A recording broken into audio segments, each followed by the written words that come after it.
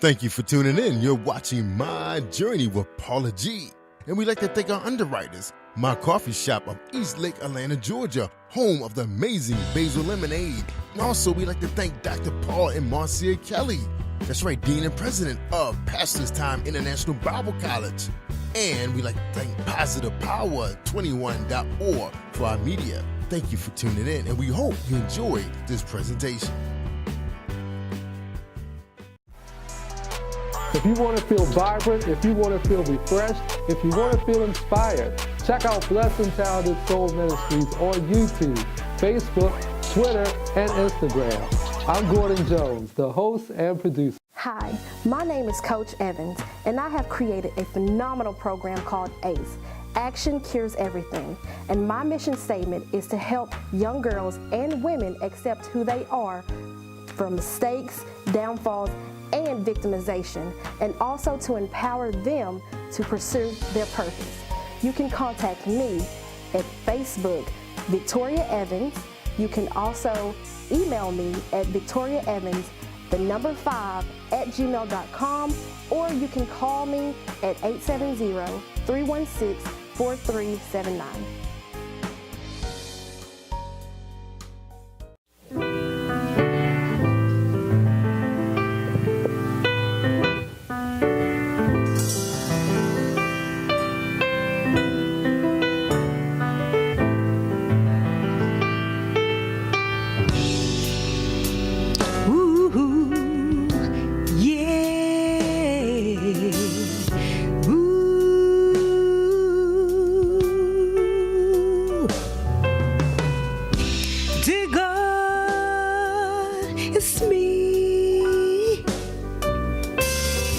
Taking the time to talk to thee.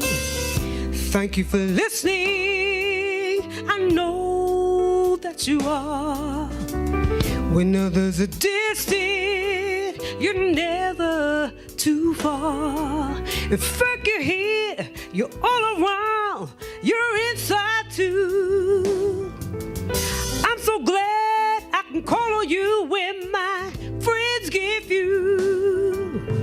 These are times when no one else can satisfy me. You're the one my soul desires. There's no lie. On you I can call. You I can call.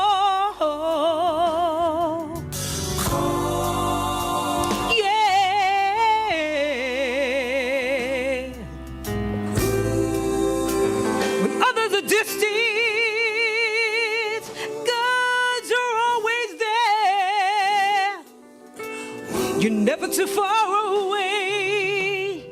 Told me, don't worry.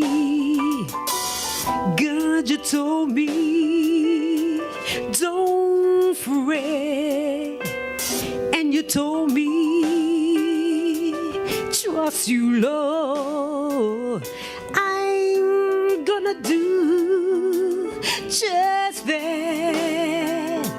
If I delight in you, if I would rest in you, if I wait patiently, you'll be there for me. The way we'll abide with the desires of my heart. Everything that I ask, you said, surely it'll come to pass, 'cause your love is true. What you say you will do it. If I should fall on you, I can call. With every battle, every fall, God, you're the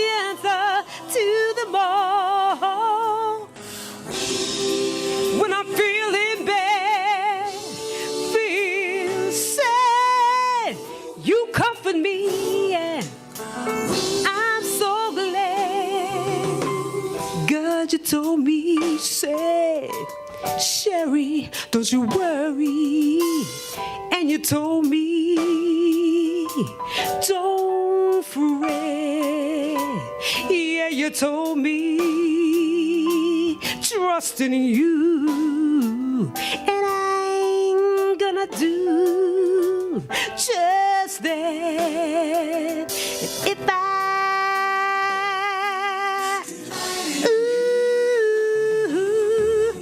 if I would, you, if I wait patiently,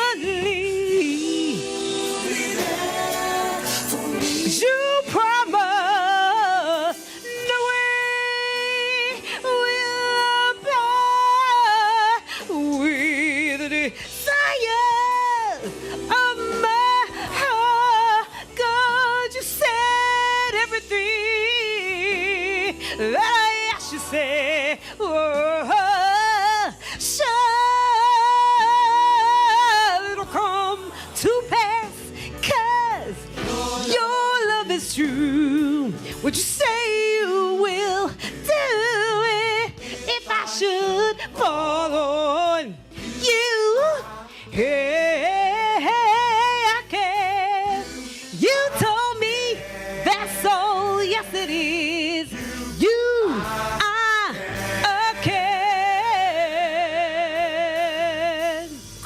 I can always go. Yes, I can. Yeah, yeah. This is Lakeisha Mosley, and you are watching My Journey with Paula G. Welcome to My Journey with Paula G, where we chat with individuals from the Christian and gospel community who are using the gifts that God has given them. And my prayer is that something is said, something is heard, something is seen to encourage you to begin your journey of walking in what it is that God has given you. You know, Miles Monroe said some years ago that the richest place on the planet is the cemetery, because so many people go to their graves not having used the gifts that God has given them. So I charge you to begin today to walk in your gift. If you have not started already, to begin to walk in the gift that God has given you, because it's never too late. You know, sometimes we think it's too late. It's never too late. As long as you're blinking and breathing and living, it's never too late. You know, George Eliot said that it's never too late to be what you might have been. So begin to walk in your might have been today. And I want to thank each and every one of you that have been on this journey with me thus far for your encouragement and your prayers, and for you thinking it not robbery to stay connected by sharing your poems and your scriptures and your words of encouragement. And today we have, actually it's a poem of encouragement, and it's from a very special lady. Her name is Miss Edith Hines, and she's written this book, Simplicity and Poetry. And we believe that Miss Edith Hines may be, we're not sure, but may be the oldest Gold Star mom. And that is unfortunately a mom who's lost a child in the war. And she lost her son years ago in the Korean War. So she's lived her life as a Gold Star mom. But as a Gold Star mom, this is one of her lighter moments, and she's written a poem about being an Air Force wife. Any of you who have been a military wife, this is an Air Force wife, but any of you who have been a military wife can relate to this. This is entitled An Air Force Wife by Edith Hines. I'm a very happy Air Force wife. Oh, what a wonderful and glamorous life. It's a great privilege to travel around the world while mysteries and wonders before my eyes unfurl. I always keep my bags packed. I'm weighted down with extra sacks in case there is an emergency run. The kids jog and think it's great fun. I am in and out of the world's airports. Sometimes the assignment is a boring fort. My husband works hard all day long. I stand at attention when he comes home. I never complain about the commissary or the BX. There is no need to worry about what comes next. There's only one regret about this Air Force life. I hate, abhor, and despise to leave my friends. and say goodbyes. And I know that this young lady sitting next to me can relate to that on multiple levels. Her name is Lakeisha Mosley. She is an inspirational guru. She's an author. She's former active duty as well as a military spouse herself. So I know you could relate to that poem, can't you? Yes, I sure can. Paula, it's amazing. It's real, isn't it? Yes, it you know, is. and you know the most difficult thing we always say, because we know, okay, we're only going to be stationed here 3 years. We're not going to get attached to anyone because we don't like those goodbyes. And what happens at the end of 3 years? The tears are flowing, and get the box of tissues out because you've made those connections and you've made those friends, and it is hard to say goodbye. So that was just for you. Well, thank you. You are welcome. You are welcome. So share with us a bit about your journey to being an inspirational guru.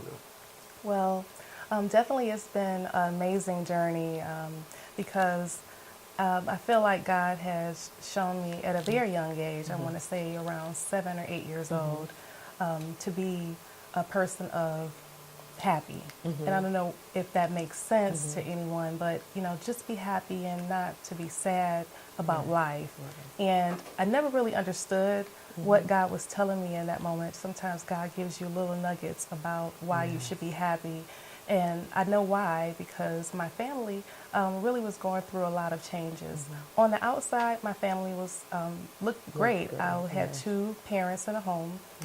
Both of my parents were working. They both had great jobs, raised us well. We had great education. But at the same time, we had a journey where it wasn't so great because a lot of mental issues were happening within our family.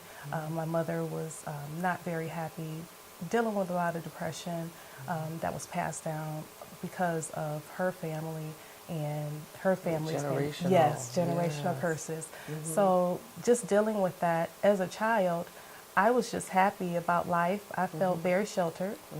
I felt like things were going just well, but I did notice some things as far as that didn't seem right with my family. My mother was going to the hospital a lot. Never understood that. Had a lot of medications. Had a lot of things that kept her stable. Right, and to kind of deal with what was going on in her life. Absolutely. Then I realized that, maybe something is not right, but at that young age, I really didn't understand. But you at least had the wherewithal to know that, okay, something, I don't know, maybe I don't know what right is, but I know this is not it. Yes, Yeah. absolutely. I always felt something was not right, but at the same time, I felt a little sheltered. I definitely was just a happy child. I didn't need a lot. I was the only young child. I had an older brother. We were 6 years apart, so our times Together weren't exactly, almost like growing up like only he growing up like an only child, and then you growing up like an only child, simply because of the age span. Absolutely. So you kept yourself busy, Yeah. and as a child, I just did that. I love to write. I love to just sit down by myself and listen to, music. My mother just loved music. She would definitely listen to music just to ease her mind, and I like that too. I watched them, and I definitely embraced it. So going through life, kind of an only child by myself, it gets a little lonely sometimes, but at the same time, you work with it. Dealing with a lot of my family, they pretty much was recovering from a lot of abuse. My grandfather, he didn't know. He was pretty abusive to my grandmother, and because it was exposed to their children, my mother had 10 brothers and sisters, absolutely. They didn't really see the success of my family because they were very successful. My grandfather retired foreman at Chrysler, and he went into entrepreneurship. He had his own business. He employed a lot of the community to work with him, but the family really only remembered just the devastation of the abuse of my grandmother and of themselves. I remember my mother telling me that her father hurt her and broke her collarbone growing up. And he didn't mean to, but that's what happened. As a kid, you hear things like this and you don't really understand what it means. But you just keep going. I just felt, like I said, I was sheltered. I felt like I was there for a reason, just to make my mom happy, make my family happy. But at the same time, I saw little things in my childhood that did not make sense. I saw that my cousins and my family were not treated like my family. They weren't raised the same.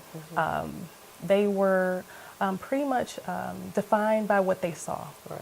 They didn't see how they were raised as far as the sheltered home. All they saw was the abuse. So they pretty much adopted that in their households. So that's what my cousins saw. Right, and that's how that like you said, that generational curse kind of, continued. So we're going to take a break, and when we come back on the flip side, we're going to continue this conversation, but also speak to you being an author and your journey as an author. So stay with us. This is My Journey with Paula G. We'll be back in a few moments. Good. That was a quick one. Right. Draw me close, Lord.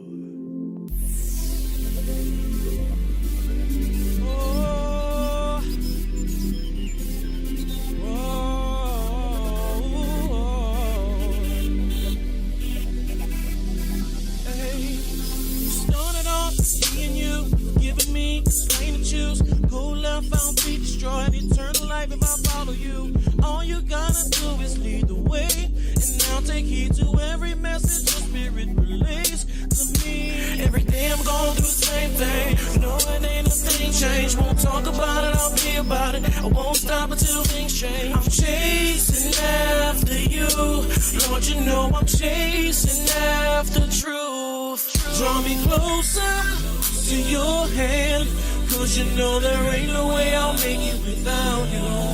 No more doing things my way, 'cause in this race I'm reaching out and I can't stop until it's finished. I'm chasing, you know I'm chasing after you. I'm chasing,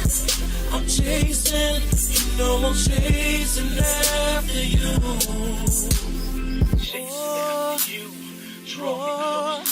Chasing after you.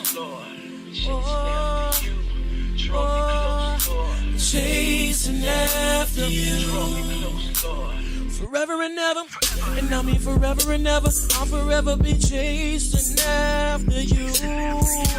Through ups and downs, I'll travel on the high road. You give me peace and I'll take you wherever I go.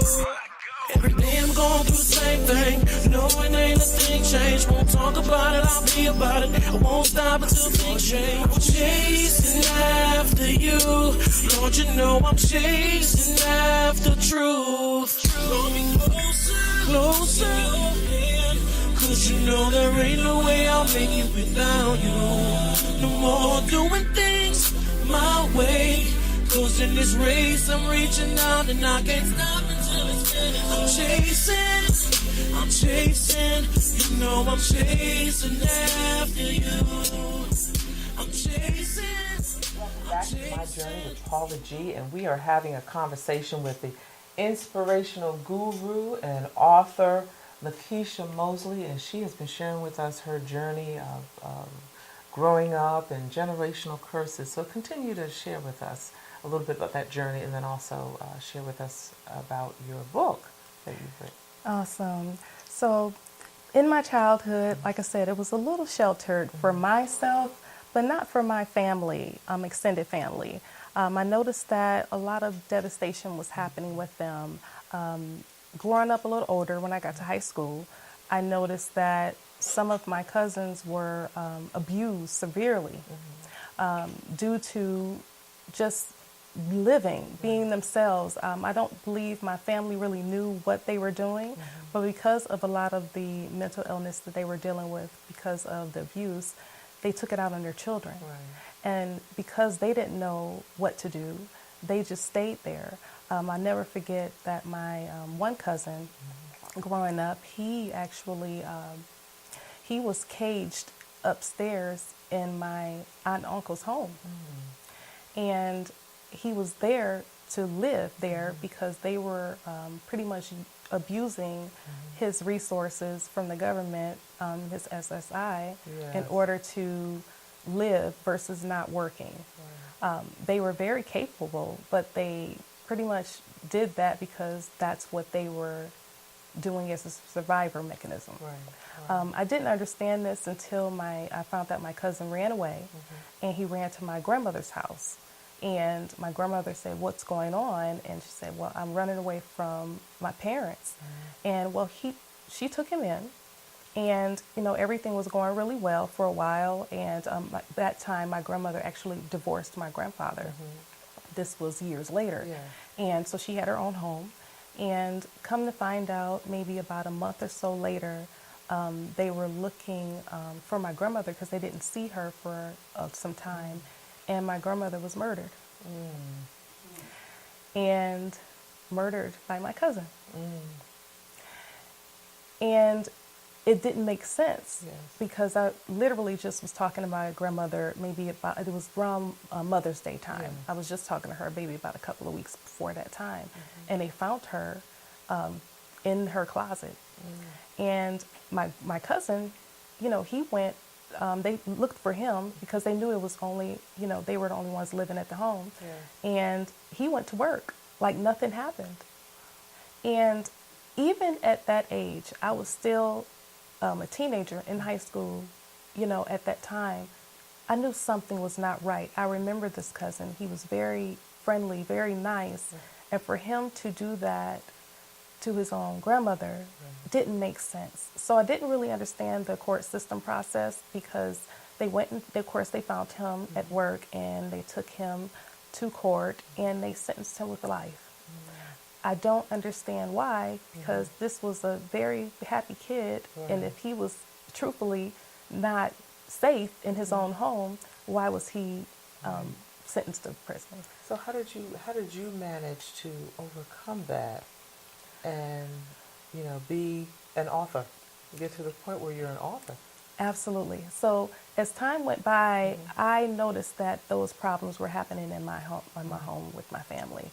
And he wasn't the only cousin. It was happening, with other family members as well, too. I knew something had to happen. I was married in the military, me and my ex-husband, I would say, at that time. When I divorced, I knew then that I could not get remarried this way. I am passing down family issues to the next and to the next. And I know that I needed to get healing from there. So at that time, I began to researching, from inspiration for myself, self-help. Heal yourself. Absolutely. And I began to look up what it meant to live free. And when I began to live free, that's when things started to open up. I remember that I did not want to start a relationship. I felt very, very condensed that I was repeating patterns. And when I finally just gave up of doing things on my own, I broke down in my bedroom and said, "God, I'm tired of this. Everything is not working. I'm starting to live the same way my family was living. I can't keep doing this. Something has to change." And he said, "Okay, fine. You gave up. Now I can finally take over." And that's when I said, I need wisdom. I don't know what to do. Look at the patterns in my family. They were successful on the outside, but they were very, very hurt and torn on the inside. And he began to show me different ministers that, because I'm a church girl. He began to show me different ministers to follow in order to get wisdom. And I'll never forget, Mike Murdoch was one minister that I followed. And he began to talk about these laws of the, of the earth, that you can follow these. This is what God wants you to do. You have a destiny. You have an identity. And that's, in that process, I began to live by. My life changed. And my patterns of life changed. I met my husband, and he's totally different from the life that I was living before. And that's where the book came. The book came from a process of me surrendering, giving up my way of doing things, and moving forward and letting God take over. Wow. And I think, one thing that you said is so important that so many don't necessarily do when you have exited from one relationship, taking the time to hold up that mirror and say, what is it that I need to fix in this person? Because that invisible suitcase, that invisible baggage is there. And doing that work before you move forward. So tell us a bit about the title of your book. Absolutely. So the title of my book is How to Get Unstuck. Okay. And it's pretty much how to break free from the invisible prison that you're in order to have healthy, lasting relationships in life and business. Wow. And I began to talk about the first step, deciding what you want to do. Because some people don't want to change. Right. Oh, that's true.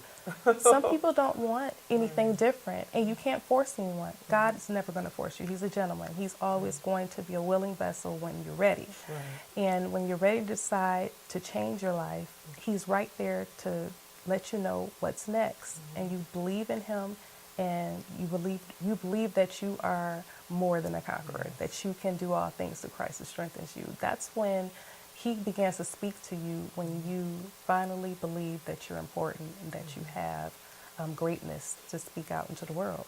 And that takes work. That's a journey. Yes, it does. In itself, and it's a lot of work to begin that process because, things are going on emotionally, with you as well. So, in the time that we have remaining, I want you to share some words of encouragement, some brief words of encouragement with the audience. Absolutely. I want to tell you that God picked you for a reason. You have a destiny. You are not a mistake. You are not somebody that does not have a future. Your future was already created for you before you came here on earth. Know that God is with you, that He wants you to understand that He's with you every step of the way, and that if you focus on your path moving forward, that you can do anything, you can be anything that you want to be. Amen. Thank you so much.